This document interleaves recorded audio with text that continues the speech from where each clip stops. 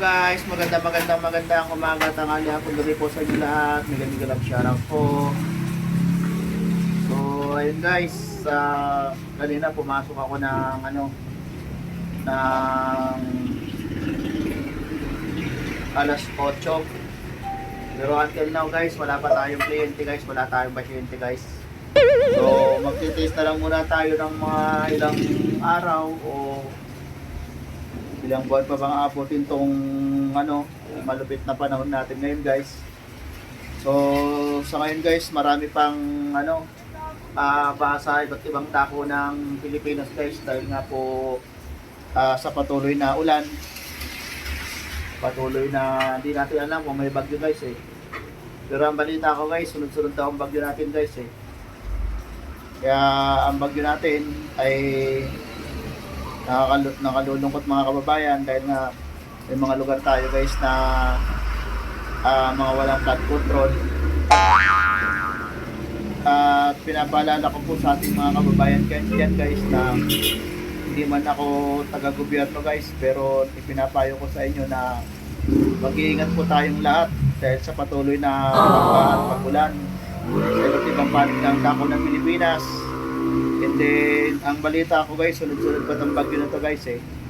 Marami pang paparating na bagyo na mga susunod at ang nakalulungkot mga kababayan.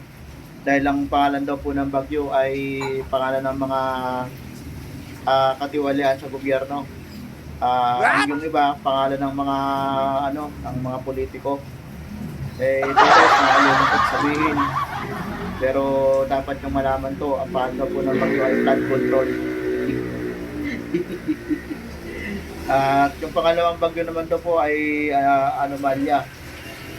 Tapos yung pangatlo naman pong bagyo ay corruption. Tapos yung pang-apat naman pong bagyo ay Bendalo. So, ayun. At marami pa yung susunod na bagyo mga kababayan. Hindi lang yung mga bagyo na apat na sunod-sunod. At meron pang pang-5, pang-6, pang-7 ang bagyo na darating. Ang bagyo naman daw po darating ay pang-5 ay Malitagang. At yung pang-6 naman daw guys ay sometimes you have to Bendalo. At yung pang-7 naman guys ay ayun nga, Malita ba yun? Tama yun. Kaya pinag-iingat po ang ating mga kababayan dyan sa iba't ibang panig ng Pilipinas. Tayo guys ay hanggang ngayon guys ay wala pa tayong pasyente, wala tayong kliyente. Kaya maghihintay na lang tayo ng anong susunod na kapalaran natin sa araw na to guys at sa mga susunod na araw guys dahil sa patuloy na pag-ulan, pagbaha, wala tayong kita guys, kaya no money, no honey. Kaya gutom tayo guys, kawawa ang ating mga kababayan, mga Pilipino guys, mga mahirap. Lalong-lalo na guys, yung mga nakatira sa mga liblib na lugar tulad ng mga sapa na wala namang mga flood control. Ayan, kung saan guys, kinurangot ng mga namiminuno ang budget ng mga flood control, kaya may ghost project. Kaya sa mga kababayan ko dyan sa Pilipinas, wow, balik dyan sa Pilipinas ha. Parang ako naman ay nasa ibang bansa. Pero guys, sa totoo lang guys, nandito na ako sa mga Pilipinas. Ayun guys, sa ngayon guys, dahil nga wala tayong binamano, wala tayong kita guys, mag-uulam muna tayo ng tuyo, no? Magpiprito tayo guys. Habang wala tayong kinikita ngayon, ilang araw na tayo walang kita, mag-taste muna tayo sa tuyo. Para sa sulit na pag kumikita naman tayo, ay mag-ulam naman na tayo ng basa. Naman tayo ng kawali guys. Piprito tayo ng tuyo guys. Tuyo na lang muna uulamin natin dahil wala tayong kinikita, ilang araw na eh. Ayan guys.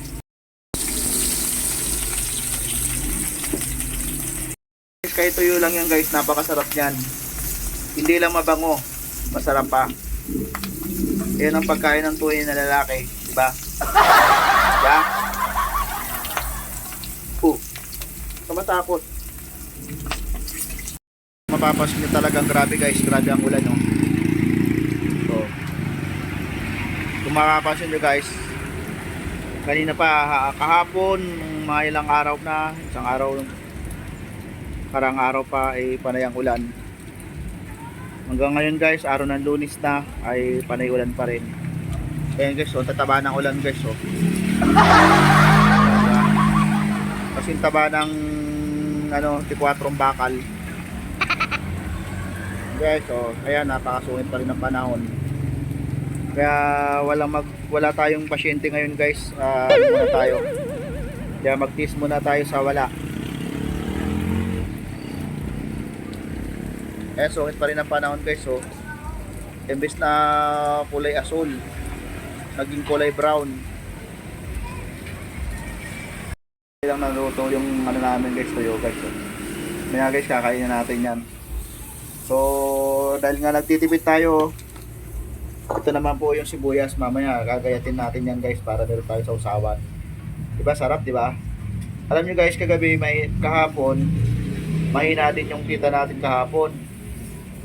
Kaya ang ulam din kami tuyo din. Tuyo lang ng tuyo, magtis lang muna tayo sa tuyo habang wala masungit pa ang panahon. Mahina mga ating mga kliyente. Kaya ngayon guys, tuyo na lang muna ulam natin palagi. Pagka nakaluwag-luwag na tayo mga kababayan, ayun, magulang naman tayo ng basa. Padagdag pa natin. Yan. Marami naman yan. Magkano ba? Magkano ba isang tali? 20 pesos yata, pero ang alam ko 5 tali.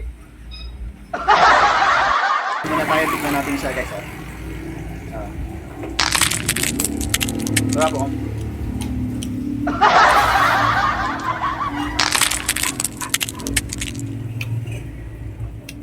Sarap.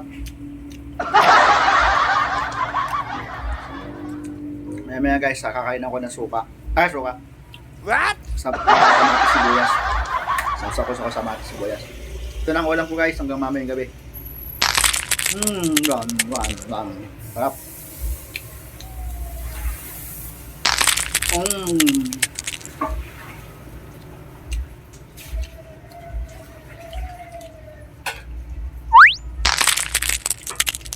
Sarap, di ba? Guys, nag-ipon nga kami ng tubig guys.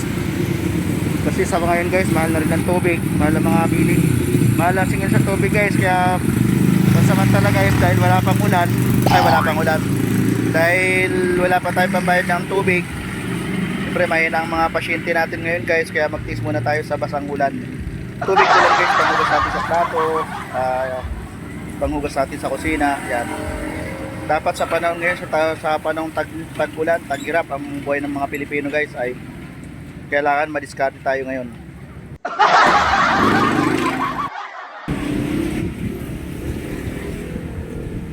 Sarap din ang aming hanap buhay kasi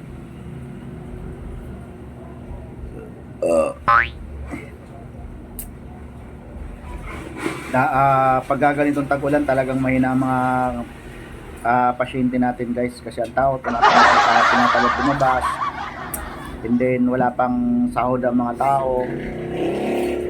Yung iba hindi makapasok sa trabaho dahil baha ang mga dinadaanan nila.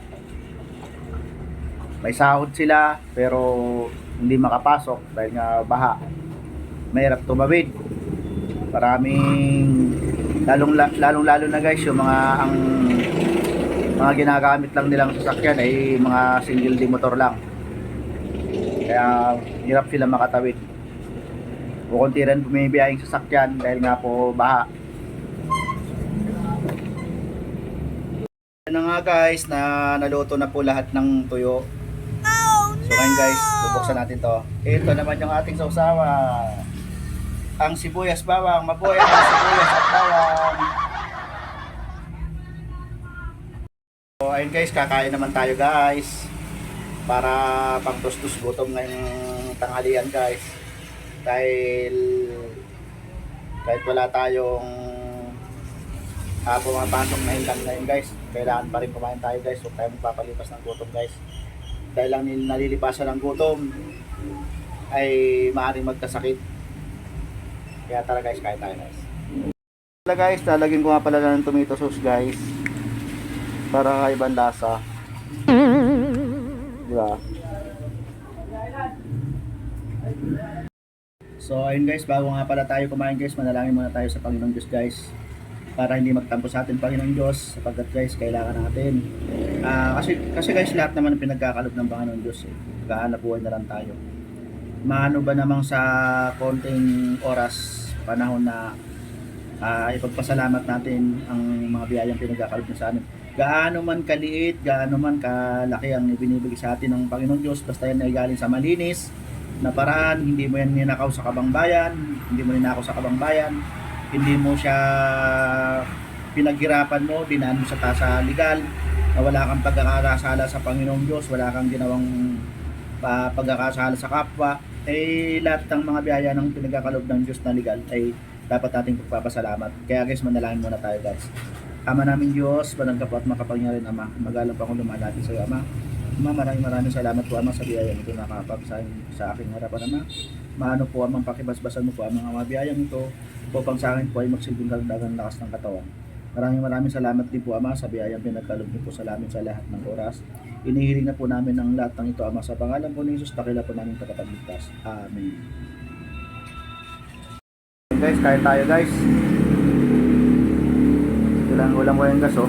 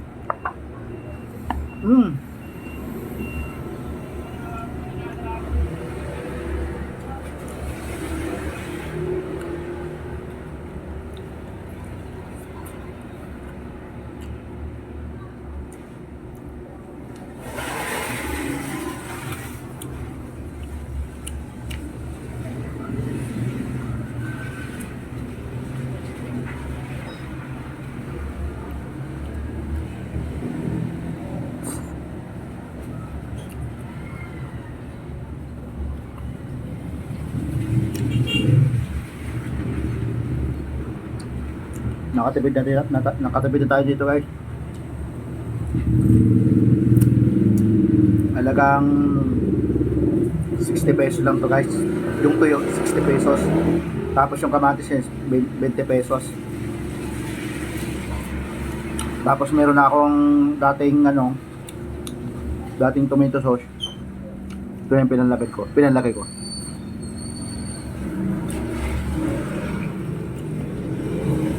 Hindi ko na siya nilagyan ng suka at toyo. Kasi guys, maalat na yung toyo guys eh. Maalat na yung tuyo. Hindi na kailangan lagyan ng toyo. Toyo.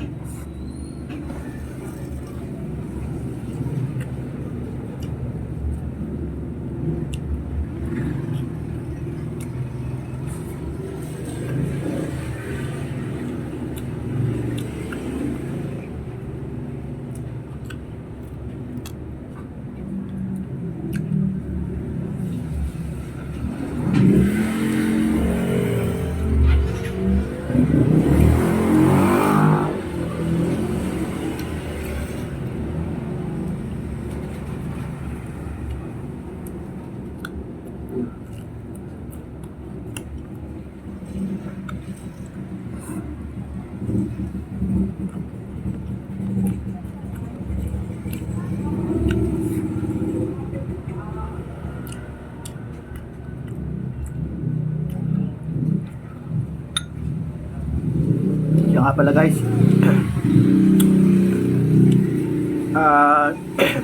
Shoutout nga po pala dyan sa mga kamag-anak ko po dyan sa Jose Panganiban, Camarines Norte. Sa Larap, sa mga kapatid ko po dyan, kamusta kayo lahat dyan? Kay Adelpa, kay Annalisa, kay Adornado, doon sa isang kapatid ko na sumunod sa akin na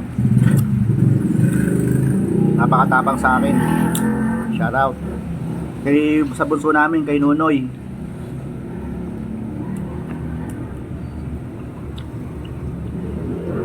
Shoutout sa inyo dyan. Sa mga pamangkin ko dyan, hindi ko na kayo isa-isa i-mention lahat-lahat.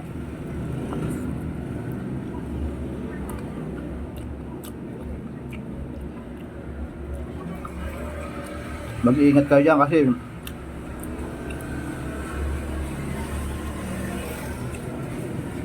masungit ang panahon. Alam ko, sentro ng laging inuulan dyan sa lugar natin.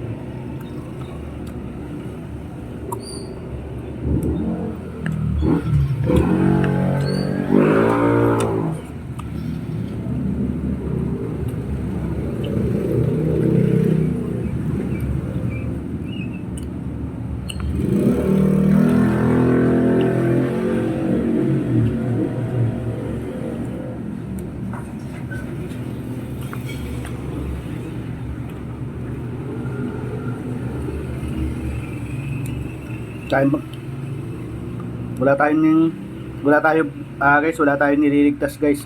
Kailangan pati ulo sa pool.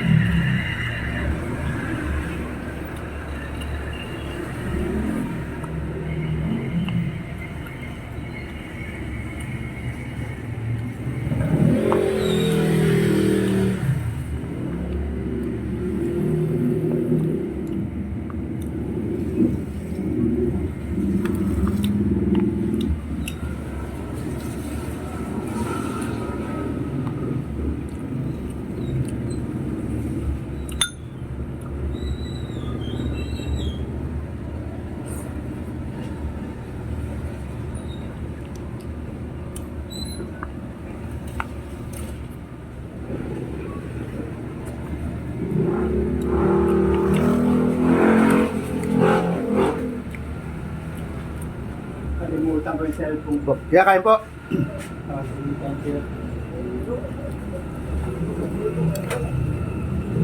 Akala ko po iniwan nyo lang talaga. Ha? Akala ko po iniwan nyo lang talaga. Kasi mamadali ako kanina eh. Pag dito naman po iniwan yan, Sabi ko nga eh. hindi mawawala po yan. Alam naman niya eh. Opo. Bisan nga po kuya, may mga naiwan nga po dito, wallet eh.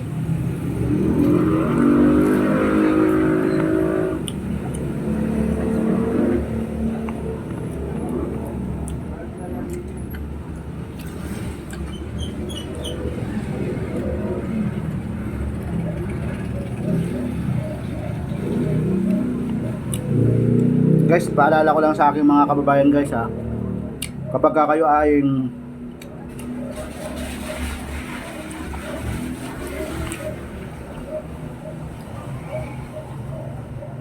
kasi dapat talaga guys, bago ka magprito ng tuyo guys, dapat hugasan mo talaga yan.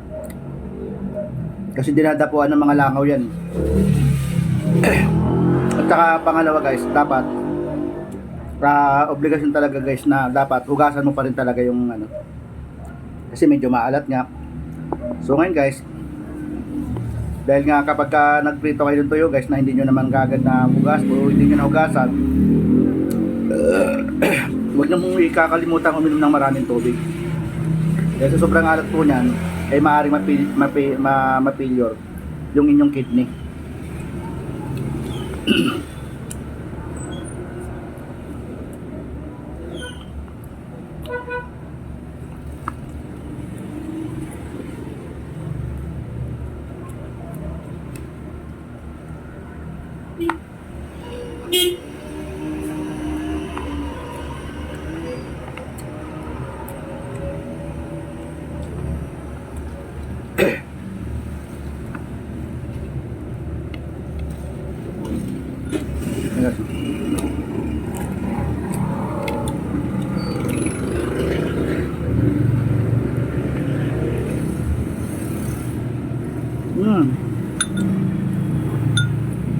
Nakakanis guys.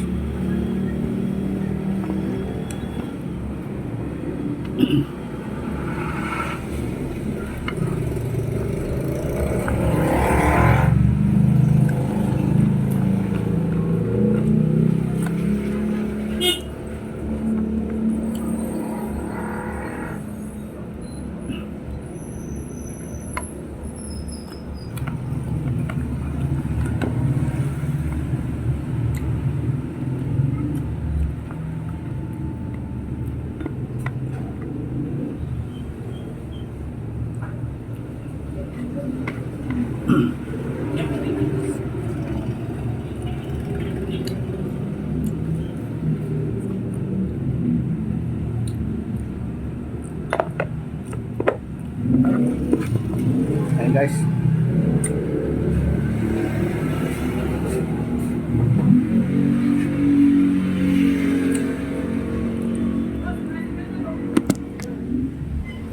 Meron tayong bisita guys.